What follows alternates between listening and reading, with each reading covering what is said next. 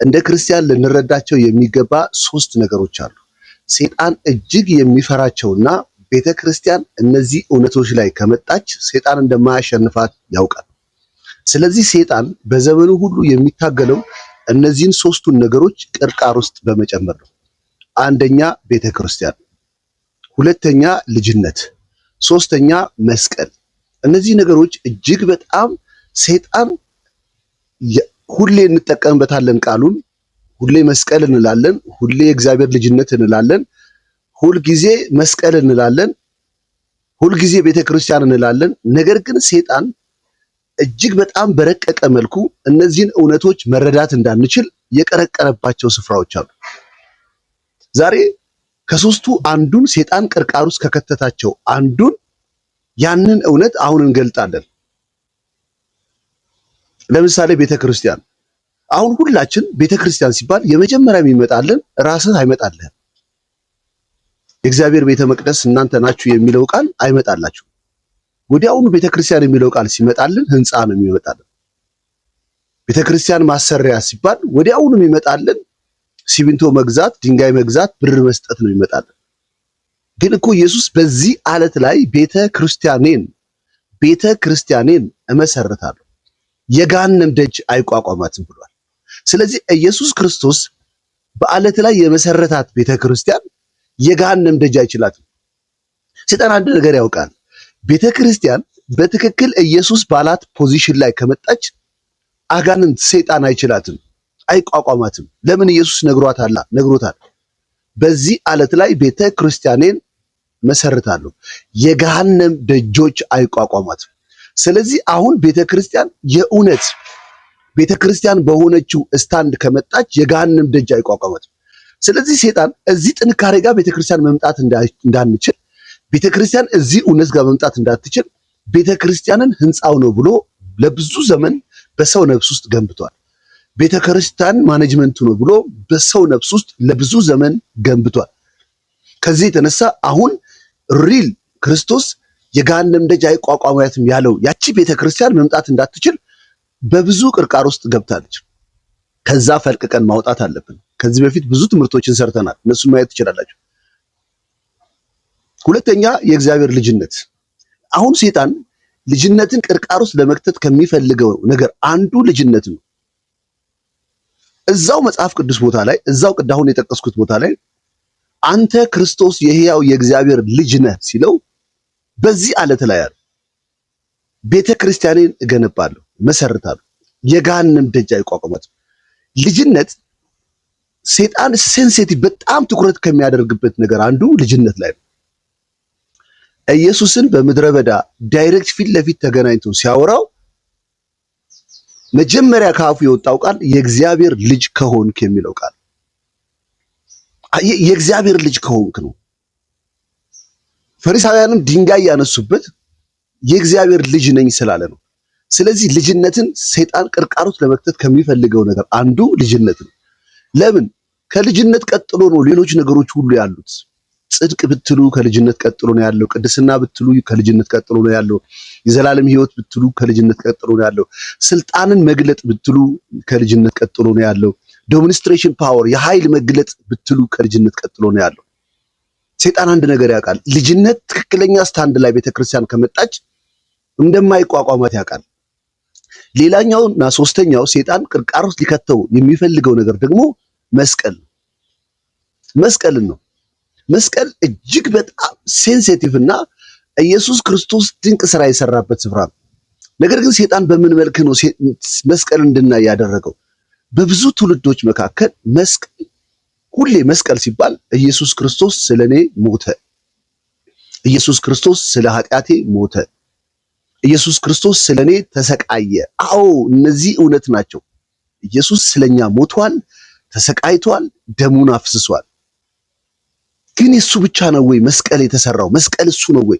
መስቀልን ስንመለከት የኢየሱስን መከራ፣ የኢየሱስን ስቃይ፣ የኢየሱስን የደም መፍሰስ፣ የኢየሱስ ነርቮች ላይ የሆነበትን ነገር ፊል እያደረግን እኛ እንድናዝን ነው መስቀል። በእርግጥ ሐዋርያ ጳውሎስ መስቀል ብሎ ያገለገለው መስቀል ሰይጣን የሰወረበት እንዳናውቅ የሚፈልገው አንድ ሚስጥር ቢኖር መስቀል ላይ መስቀል ላይ አሮጌው ሰው መሞቱን አሮጌው ሰው መገደሉን እንድናውቅ አይፈልግም።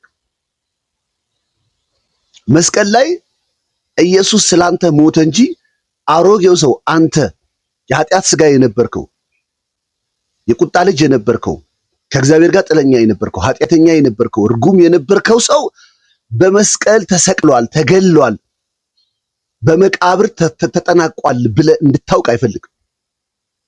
ከዛ በትንሣኤ አዲስ ዘር በቅሏል የሚለውን እውነት እንድትረዳ አይፈልግም። ስለዚህ መስቀል ጋር ሆነ ሁሉ ነገርህን መስቀል ላይ እንድታደርግ ያደርጋል። ህይወትህ መስቀል ላይ እንዳለ፣ ሰላምህ መስቀል ላይ እንዳለ፣ ውሎህ ራሱ መስቀል ላይ እንደሆነ እንድታውቅ እንድትዘምር ይደረጋል። ግን መስቀል የፍርድና የሞት ስፍራ ነው። እንደገና እናገራለሁ። መስቀል የፍርድና የሞት ስፍራ ነው። እስኪ ሐዋርያው ጳውሎስ 3 ቦታዎች ላይ መስቀል የእውነት የአሮጌው ሰው መገደያ መሆኑን ማብቂያና መፈጸሚያ መሆኑን ሐዋርያው ጳውሎስ የገለጠባቸውን የመጽሐፍ ቅዱስ ጥቅሶችን እስኪ እንይ። ሮሜ ምዕራፍ 6 ቁጥር 6 ላይ ከእንግዲህ ወዲህ ለኃጢአት እንዳንገዛ የኃጢአት ሥጋ ይሻር ዘንድ አሮጌው ሰዋችን፣ በጥንቃቄ ስሙኝ፣ አሮጌው ሰዋችን ከክርስቶስ ጋር እንደተሰቀለ እናውቃለን። አሮጌው ሰው የኃጢአት ሥጋ ከእግዚአብሔር ጋር ጥለኛ የነበረው ኃጢአተኛ የነበረው ማንነት ከኢየሱስ ጋር በመስቀል እንደተሰቀለ ታውቃለህ። እውነቱ ይሄ ነው። እሱን እንዳታውቅ መስቀሉ ላይ የኢየሱስን መከራ ብቻ እንድታስተውል ይደረጋል። ማደንዘዣ ነው። መስቀል ላይ የሆነውን እውነት በአግባቡ መረዳት እንዳትችል የሰይጣን የማደንዘዣ መጋረጃዎች ናቸው። አሁን እንደገና ቃሉን ላንብብላችሁ። ከእንግዲህ ወዲህ ለኃጢአት እንዳንገዛ የኃጢአት ሥጋ ይሻር ዘንድ አሮጌው ሰዋችን ከክርስቶስ ጋር እንደተሰቀለ እናውቃለን። ስለዚህ አሮጌው ሰው ተሰቅሏል። አሮጌው ሰው ተገድሏል። አሮጌው ሰው ሲቀበር አክትሞለታል። ይህ አሮጌው ሰው ማን ነው? የቁጣ ልጅ የነበረው ማንነት እንደ ሥጋ ፈቃድ፣ እንደ ወንድ ፈቃድ፣ እንደ ደም ፈቃድ ከእናትና ከአባት የተወለድክበት ማንነት ተሰቅሏል፣ ተወግዷል። የአርነት ምስጢር ያለው የክርስትና ሕይወት የአርነት ምስጢር ያለው አሮጌው እኔነቴ ከክርስቶስ ጋር ተሰቅሏል፣ ከክርስቶስ ጋር ሞቷል። ኢየሱስ ሲቀበር የዛ ሰውዬ ማክተሚያ ሆኗል። የአሮጌው ማንነቴ ማክተሚያ ሆኗል። ኢየሱስ ከሙታን ሲነሳ በኃይል የእግዚአብሔር ልጅ ሆኖ ተነሳ። እኔም አዲስ ፍጥረት ሆኜ የተከሰትኩት፣ አዲስ ፍጥረት ሆኜ የበቀልኩት፣ አዲስ ፍጥረት ሆኜ የተገኘሁት በትንሣኤ ዘር ልጅ ነኝ። ስለዚህ እኔ የትንሣኤ ዘር ልጅ ነኝ። ይሄ የአርነታችሁ ሁሉ ምስጢር ያለው እውነት እዚህ ጋር ነው። በክርስትና ምልልሳችሁ ኃይልን መግለጥ፣ ስልጣንን መግለጥ የምትችሉበት ድንቅ ፖዚሽናችሁ ቢኖር በትንሣኤ የበቀላችሁ አዲስ ፍጥረት መሆናችሁን ስትረዱ ነው። ሐዋርያ ጳውሎስ ግን የሚነግረን ይሄንን ነው። ማንም በክርስቶስ ቢሆን አዲስ ፍጥረት ነው። ትንሣኤ ላይ አዲስ ፍጥረት መጥቷል። አሮጌው ነገር አልፏል፣ አክትሟል፣ ተጠናቋል፣ ሞቷል። እነሆ ሁሉም አዲስ ሆኗል። አዲስ ማንነት በትንሣኤው መጥቷል። እኔና እናንተ የትንሣኤ ዘር ልጆች ነን። እኔና እናንተ የትንሣኤ ዘር ልጆች ነን። ነገር ግን ሰይጣን አማኙን ሁሉ የት ነው መቀርቀር የሚፈልገው? መስቀል ላይ ብቻ እንዲቀረቀር ያደርገዋል። መስቀልን ብቻ እንዲያስብ ያደርገዋል። መስቀልን ከራሱ ውጪ ኢየሱስ ብቻ የከሰተው ክስተት፣ ኢየሱስ ብቻ ያደረገው ድርጊት እንደሆነ እንዲረዳ ያደርገዋል። መስቀል ግን ኢየሱስ ብቻውን የሞተበት ስፍራ አይደለም። ከእንግዲህ ወዲህ ለኃጢአት እንዳንገዛ የኃጢአት ሥጋ ይሻርተን አሮጌው ሰዋችን ከክርስቶስ ጋር ዊዝ ክራይስት ከክርስቶስ ጋር እንደተሰቀለ እናውቃለን። ስለዚህ አሮጌው ሰው የኃጢአት ሥጋ የቁጣ ልጅ የነበረው አዳማዊ ማንነት ከክርስቶስ ጋር ተሰቅሏል። ሲቀበር ተቀብሯል፣ አክትሞለታል። እኔና እናንተ ዳግም የተወለድነው በትንሣኤ ዘር ልጅነት ነው። የትንሣኤ ዘር ልጆች ሆነን ነው ድጋሚ የተወለድነው። የትንሣኤ ዘር ልጆች ሆነን ነው አዲስ ፍጥረት የሆነው። ሁለተኛ ጥቅስ ደግሞ ልንገራችሁ።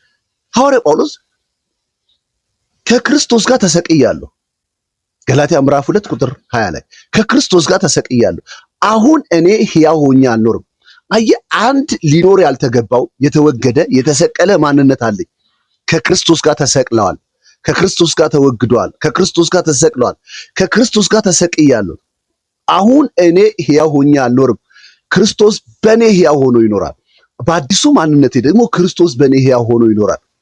ለዚህ ነው አሁን ለእኔ ሕይወት ክርስቶስ ነው የሚል ሐዋርያ ጳውሎስ የአሮጌው ሰው ማክተሚያ መስቀል ላይ እንደተከናወነ ስለሚገባው ነው።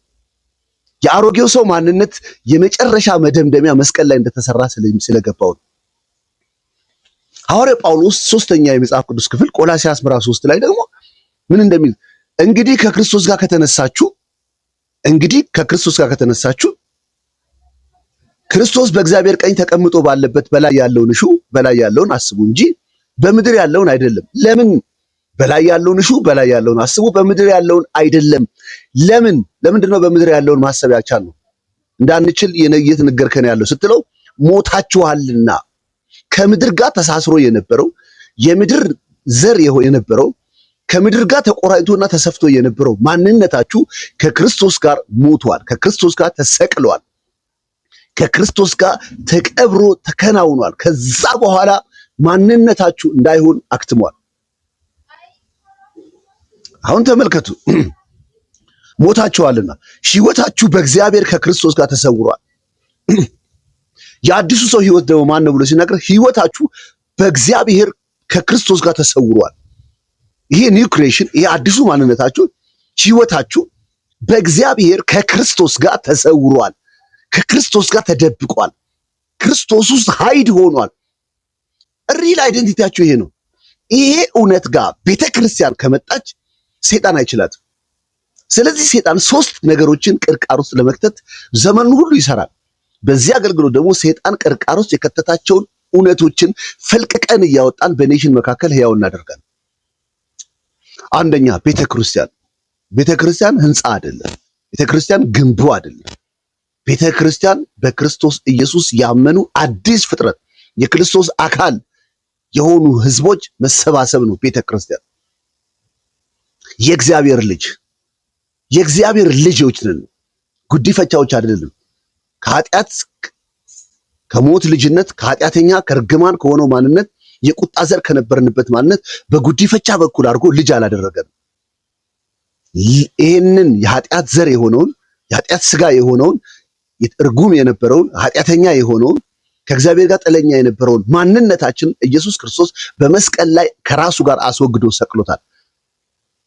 ሲቀበር የዛ ያሮጌው ሰው ማንነት ማክተሚያና መጠናቀቂያ ሆኗል። ሲነሳ ሌላ ማንነት በህይወታችን እንዲከሰት አድርጓል።